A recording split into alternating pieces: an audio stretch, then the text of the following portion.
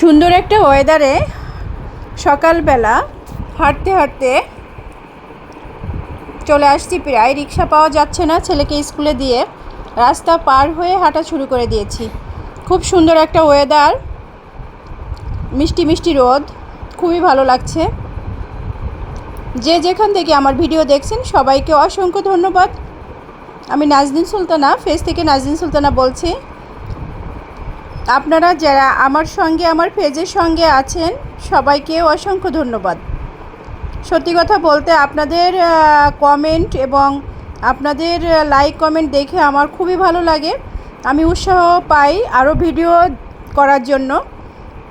তো ঘুরতে ঘুরতে অনেক কিছু চোখের সামনে এসে যায়, আমি চেষ্টা করি এগুলো আপনাদেরকে দেখানোর জন্য।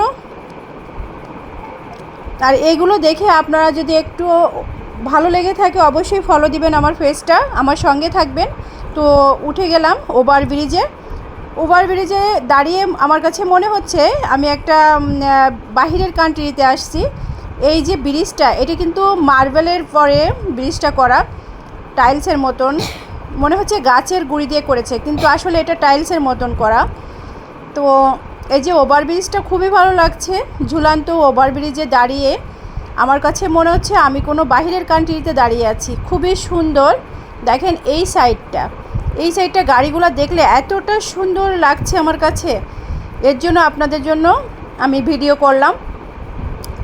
আমার সঙ্গে যারা আছেন আমার পেজে যখন ভিডিও ছাড়ি আপনারা দেখেন তখন খুবই ভালো লাগে।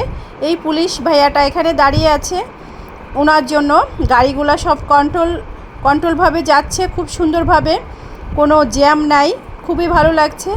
ইসিবি চত্বরটা আসলে খুবই সুন্দর একটা জায়গা, এতটা সুন্দর লাগে ওভারব্রিজ থেকে যদি তাকিয়ে থাকি, খুবই ভালো লাগে দেখতে।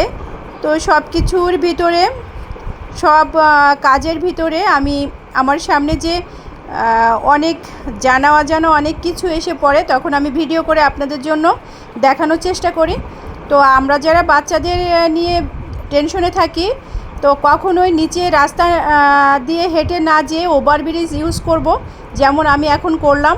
একটু সময় বেশি লাগুক, তারপরেও ওভারব্রিজ দিয়ে আমরা রাস্তা পারাপার হব ইনশাল্লাহ। চলার পথে খুব সহজভাবে আগাইতে পারবেন। আর আমরা যারা ওভারব্রিজ ইউজ করি তারা অবশ্যই ভালো থাকবো ইনশাল্লাহ। সবাই ভালো থাকবেন।